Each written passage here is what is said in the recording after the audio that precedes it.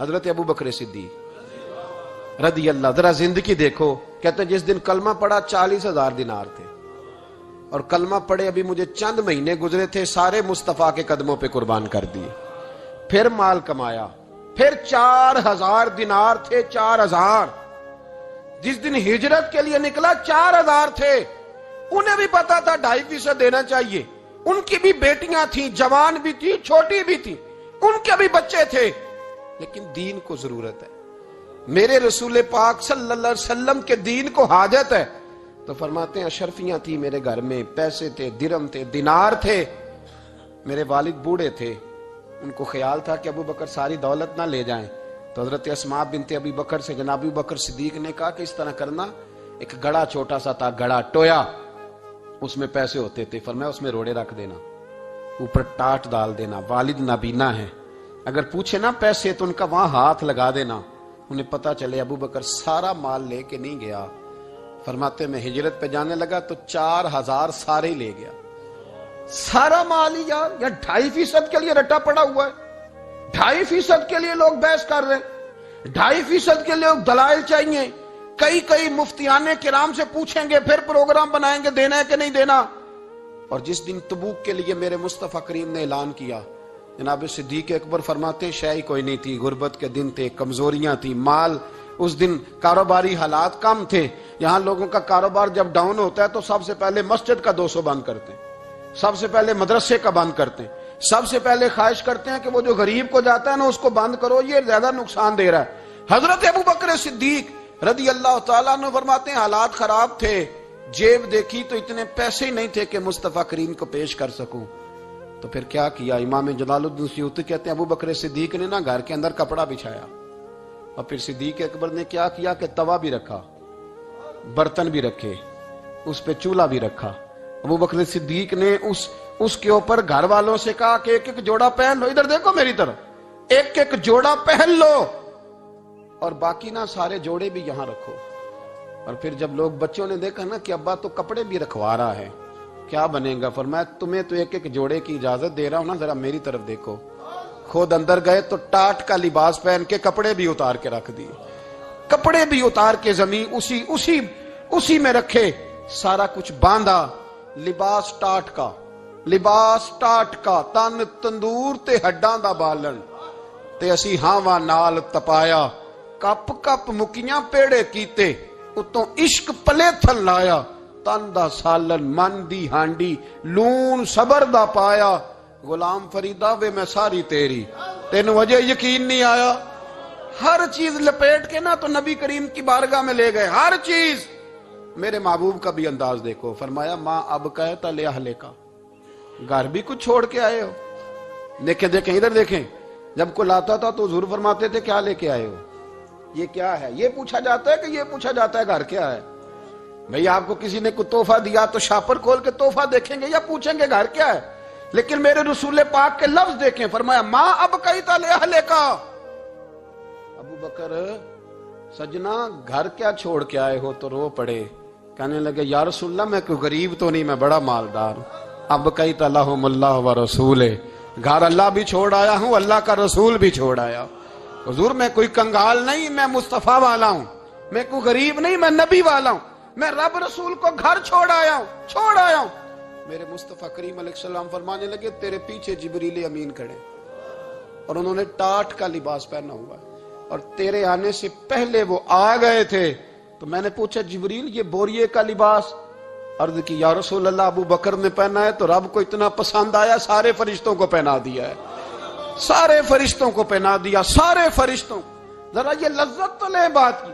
جب 2.5% پہ جھگڑا ہوتا ہے نا تو پھر نماز میں مزہ نہیں آتا.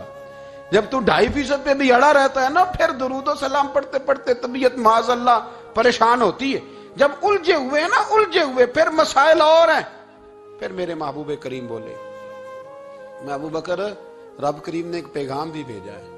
یا رسول اللہ وہ کیا؟ فرمایا رب فرماتا ہے کہ ابو بکر سے پوچھ کے بتائیں کہ اس حال میں وہ رب سے راضی ہے کہ ناراض ہے. یہاں اقبال بولے، کہنے لگے خودی کو کر بلند اتنا، خودی کو کر، یہ وہ درجہ ہے، یہ وہ مقام ہے. خودی کو کر بلند اتنا کہ ہر تقدیر سے پہلے پھر خدا بندے سے خود پوچھے. بتا تیری رضا کیا ہے؟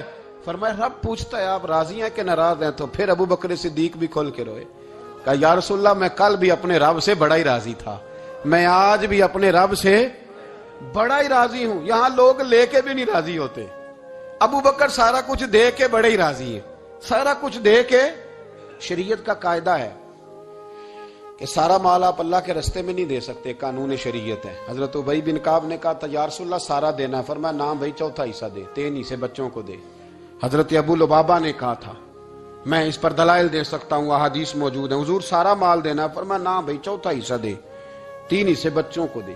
حضرت سعد بن ابی وقاص نے کہا تھا یا رسول اللہ صلی اللہ علیہ وسلم میری ایک ہی بیٹی ہے، سارا اللہ کے رستے میں دیتا ہوں، فرمایا نہ 3 حصے بیٹی کو، چوتھا حصہ دے، تیرے بچے لوگوں کے ہاتھ دیکھے میں گوارا نہیں کرتا۔ ان سے کہا کہ چوتھا حصہ دو تب قبول کروں گا۔ ابو بکر صدیق سے فرمایا تو سارے لے آ، تیرا سارا ہی قبول ہے، تو سارے لے آ تیرا۔ اور ایک لفظ حدیث میں ایسا ہے آپ یقین کریں، غلام ہوں کسی فقیر کا، تو جب میں اس کو پڑھتا ہوں نا تو آپے سے بات باہر نکل جاتی ہے۔ حضور کا ایک فرمان ہے جب اس پر توجہ آتی ہے نا تو مطلب یہ کہ لفظ جو ہے نا وہ ٹوٹ جاتے ہیں، بکھر جاتے ہیں، اور دل کہتا ہے کہ نہیں یہ جو ہے نا یہ معراج ہے، یہ اصل ہے، یہ حقیقت ہے۔ وہ ترمذی کے لفظ ہے پر آپ یقین کریں کہ لگتا یہ ہے کہ دنیا محبت ساری سمٹ گئی اس میں۔ نبی کریم علیہ السلام فرمانے لگے مجھے کسی کے مال نے اتنا نفع ہی نہیں دیا جتنا ابو بکر صدیق کے مال نے دیا۔ اور پھر اگلے لفظ ایسے ہیں کہ روح وجد کرتی ہے۔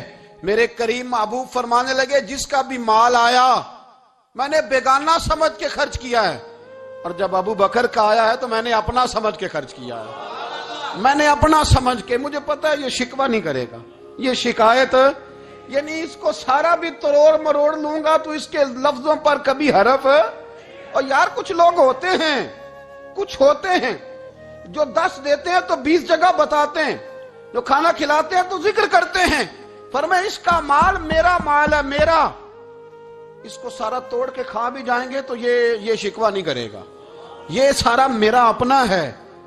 حضرت ابو بکر صدیق فوراً بول پڑے، عرض کی حضور جب میں آپ کا ہوں تو مال بھی تو آپ کا ہی ہے نا۔ یا رسول اللہ جب میں نے اپنا اب نہیں بچا کے رکھا تو پھر مال۔ حضرت مولانا معین الواعظ کاشفی نے لکھا ہے، اچھا کئی دفعہ ایسے ہوتا ہے میں بات کوئی اور بیان کرنا چاہتا ہوں تو شروع معاملہ کسی اور طرف نکل جاتا ہے۔ مولانا معین الواعظ کاشفی نے لکھا ہے کہ وہ جو سانپ تھا نا غار ثور میں، وہ 600 سال سے بیٹھا ہوا تھا۔ حضرت عیسیٰ علیہ السلام ایک دن پڑھ رہے تھے انجیل تو آپ نے نبی پاک کا تذکرہ پڑھا، اس سانپ نے سن لیا تو حضرت عیسیٰ سے کہنے لگا حضور یہ بتائیں کہ وہ نبی پاک ملیں گے کہاں؟ تو حضرت عیسیٰ فرمانے لگے کہ مکے میں آئیں گے اور مدینے میں رہیں گے۔ تو کہا ملاقات کیسے ہو سکتی ہے؟ فرمایا چلا جا مکے۔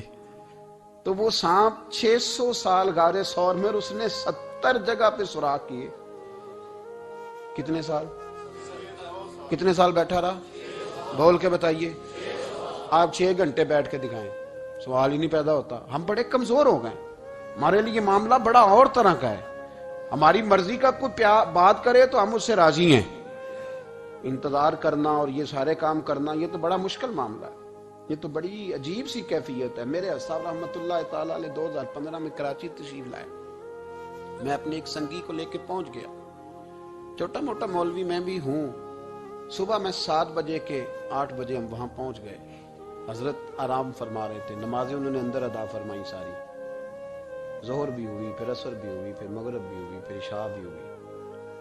عشاء کے بعد وہ سنگی ہم سے کہنے لگے کہ آپ کتنا انتظار کریں گے؟ تو میں نے کہا کہ انتظار تو کرتا ہے بڑا آدمی، بڑے لوگ انتظار کرتے ہیں، تو چھوٹے لوگ تو اطاعت کرتے ہیں، ہم چھوٹے ہیں تو ان کی مہربانی ہے، اگر زیارت ہو جائے تو تب بھی ٹھیک ہے، اگر وہ کہیں نہیں ملنا۔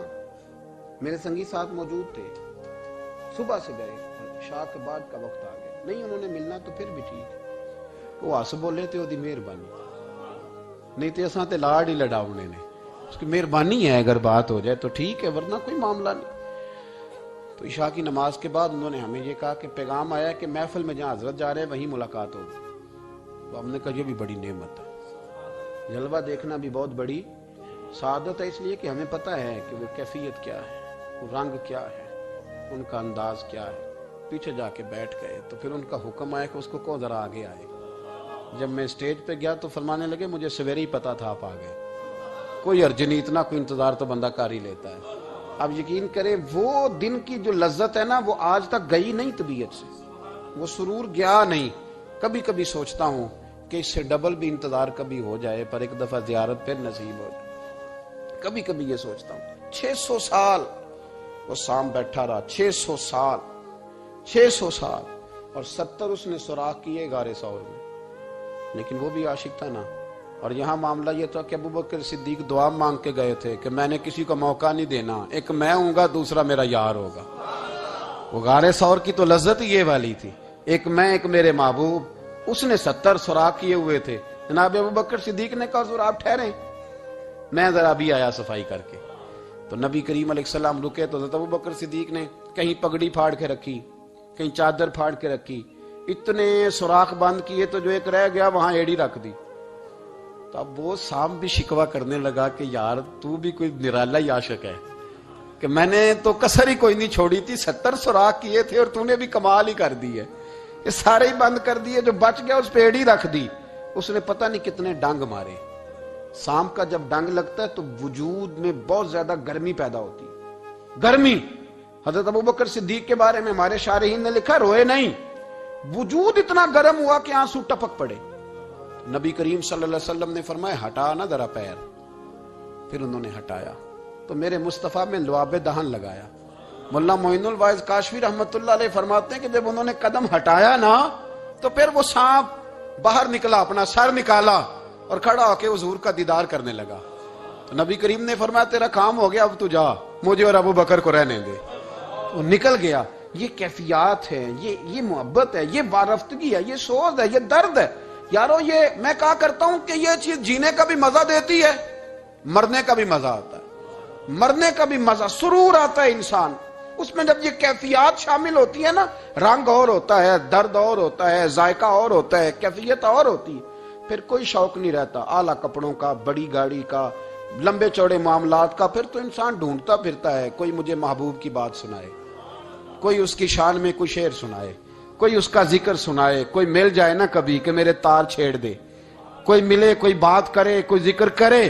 پھر انسان ڈھونڈتا پھرتا ہے ان لفظوں کو، ان لوگوں کو جو پکڑ کے دروازہ رسول صلی اللہ علیہ وسلم کی بارگاہ تک لے جائیں۔ بڑا پیار کیا میرے قریب محبوب۔ حضرت علی المرتضیٰ شیر خدا فرماتے میٹنگ بیٹھی تھی بدر والے دن، ہم بات کر رہے تھے خطرہ کہاں ہے، دلیر دلیر لوگوں کی ڈیوٹی کہاں لگائی جائے۔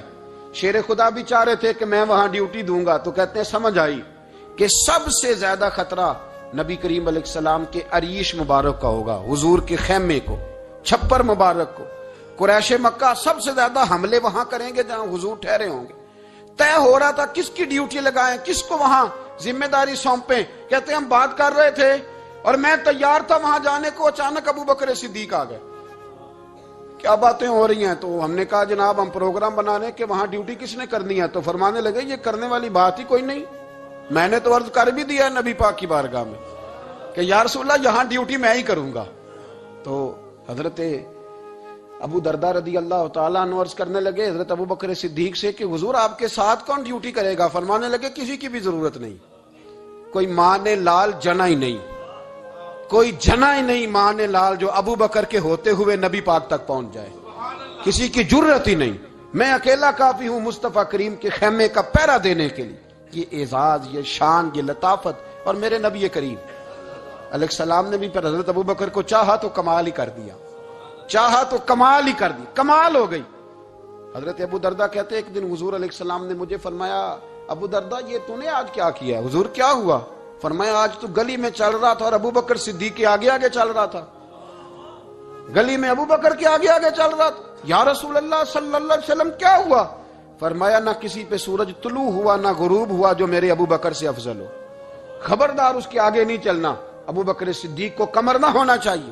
شاہ ولی اللہ صاحب نے ایک بات لکھی ہے، بڑی نرالی ہے، وہ بھی بڑی نرالی، مثل تعویذ ہوتے ہیں نا کچھ لوگ، جب بھی ملتے ہیں شفا ہوتی ہے۔ بڑی شاندار عجیب بات لکھی ہے۔ حضور صلی اللہ علیہ وسلم نے ایک دن فرمایا کہ وقفے سے ملا کرو محبت بڑھتی ہے، یہ حضور کا فرمان ہے، وقفے سے ملا کرو محبت بڑھتی ہے۔ قدر کھو دیتا ہے نا ہر روز کا آنا جانا، اور بڑی دلچسپ ہوتی ہیں بے ترتیب ملاقاتیں. تو کہا کہ وقفے سے ملا کرو. حضرت ابو ہریرہ بھی تھے، دیگر لوگ بھی تھے. حضور نے فرما دیا. حضرت ابو بکر صدیق بھی سن رہے تھے. زور کی نماز پڑھی، گھر چلے گئے. عصر پڑھی تو گھر چلے گئے. مغرب پڑھی تو گھر چلے گئے. حضرت انس بن مالک رضی اللہ تعالیٰ عنہ کہتے ہیں 3 دفعہ حضور نے پوچھا ابو بکر نہیں آئے؟ ابو بکر نہیں آئے؟ ابو بکر نے کہتے 3 دفعہ پوچھا تو میں پھر پہنچ گیا. میں نے کہا ابو بکر 3 دفعہ حضور نے پوچھ لیا کہ ابو بکر نہیں آئے، ابو بکر نہیں آئے. تو جناب صدیق اکبر دوڑے، حضور حکم. فرمایا کہاں تھے صبح سے؟ عرض کی یا رسول اللہ آپ نے تو فرمایا تھا وقفے سے ملا کرو محبت بڑھتی ہے. تو محبوب فرمانے لگے تمہیں تھوڑی کہا تھا، تمہیں تھوڑی کہا تھا. تو نہ جایا کر یار، تو رہا کر. تو رہتا ہے تو دل جمع رہتا ہے، تو یہاں موجود ہوتا ہے تو دل. اب یقین کریں کچھ لوگ ایسے ہوتے ہیں جن کے بارے میں دل کرتا ہے انہیں بندہ خرید کے پاس رکھ لے، ان کو خرید لے، یہ یہیں رہیں، یہ جائیں نہ. اس لیے کہ ان کا لب و لہجہ اور ہوتا ہے، ان کا طرز حیات اور ہوتا ہے، طرز غلامی اور ہوتا ہے، طرز فرما برداری اور ہوتا ہے، انداز اور ہوتا ہے. فرمایا تو نہ جایا کر، یہی رہا کر. اور میرے محبوب نے فرمایا ابو بکر تو صرف میرا غار میں ہی ساتھی نہیں، قیامت میں جب میں حوض کوثر تقسیم کروں گا تب بھی تو میرے پاس ہی بیٹھا ہوگا. قیامت کے دن حوض کوثر کی تقسیم میں بھی تو میرے ساتھ ہی ہوگا میرے نبی کریم علیہ السلام. اور ایک بات اور سن لے جاتے جاتے، کچھ لوگ ساتھ بڑا رہتے ہیں پر بات کم کم مانتے ہیں. کہتے ہیں میں جھاڑو جو دیتا ہوں آستانے پہ، مجھے وظیفہ پڑھنے کی کیا ضرورت ہے؟ میں وہاں ہر وقت حاضر جو رہتا ہوں، مجھے کیا ضرورت ہے شجرہ پڑھنے کی؟ مجھے کیا ضرورت ہے ان کی بات سننے کی؟ میں وہاں رہتا جو اتنا ہی کافی ہے. حضرت ابو بکر صدیق نے نوکری بھی کھول کے کی اور نبی پاک کی بات بھی کھول کے مانی، کھول کے مانی. جو حضور نے کہہ دیا انہوں نے کر دیا. یہاں تو لوگ سوچتے ہیں نہ سمجھتے ہیں، غور کرتے ہیں، کہتے ہیں میں وہیں ہوتا ہوں، میرے پاس نسبت ہے، وہی کافی ہے. مجمع لگا ہے صحابہ کا. نبی پاک علیہ السلام نے فرمایا ابھی آج روزہ کس نے رکھا ہے؟ سب چپ کر گئے. حضور نے دوبارہ پوچھا تو جناب صدیق اکبر بولے. عرض کی حضور آپ حکم نہ دیتے تو میں نہ بتاتا، یہ اللہ نے آج مجھے توفیق عطا فرمائی. تو حضور علیہ السلام نے فرمایا آج جنازے میں کس نے شرکت کی؟ لوگ خاموش ہو گئے. تو حضور علیہ السلام نے دوبارہ پوچھا. عرض کی حضور آپ حکم نہ دیتے تو نہ بتاتا، یہ اللہ نے توفیق مجھے عطا فرمائی. فرمایا آج کس نے مسکین کو کھانا کھلایا ہے؟ عرض کی یا رسول اللہ صلی اللہ علیہ وسلم حکم نہ دیتے تو نہ بتاتا، یہ اللہ نے مجھے توفیق عطا فرمائی. فرمایا کس نے آج لوگوں کو دین کی دعوت دی، اسلام کی طرف بلایا، پیغام دیا؟ کون ہے؟ عرض کی حضور اگر آپ حکم نہ دیتے تو میں نہ بتاتا، یہ بھی خدمت اللہ نے مجھے عطا فرمائی ہے. تو نبی کریم علیہ